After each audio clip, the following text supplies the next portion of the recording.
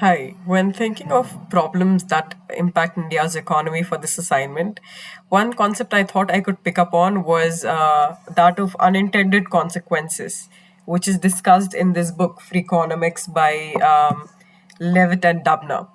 So, this interesting concept actually says that in economy, sometimes the government or regulating bodies could implement or act on certain policies which have consequences they might not think of when first implementing them. An example from India's economy that I could think of was that of subsidies, especially in the agriculture sector.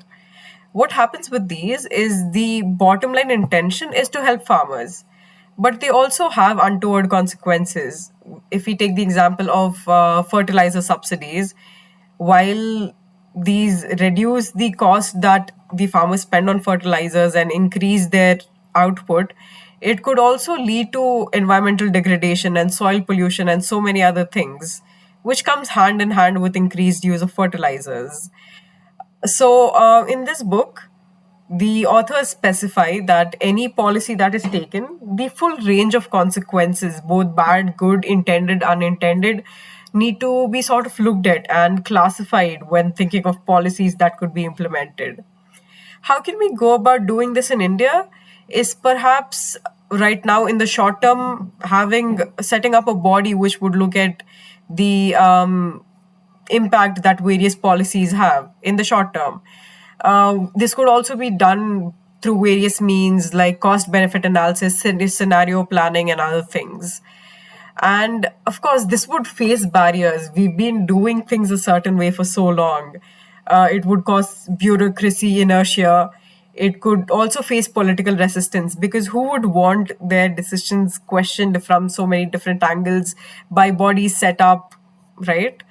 But this is something we will have to do as a country to move forward, not just in terms of setting up a committee, but also using data, continuous data, and engaging with stakeholders to see what kind of impact this could have, which could not have been foreseen for perhaps.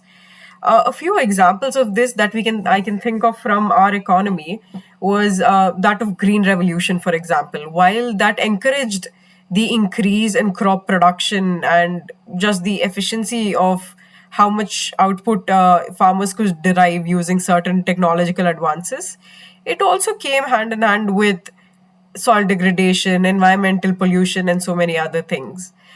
Similarly, if we look at the demonetization policy in 2016, uh, while the while the intent could have been or intent was to decrease black money in the market, decrease corruption, the unintended effect of this was also that small businessmen and unorganized sector was heavily impacted due to lack of cash and flow, which is a lot of India's population, right?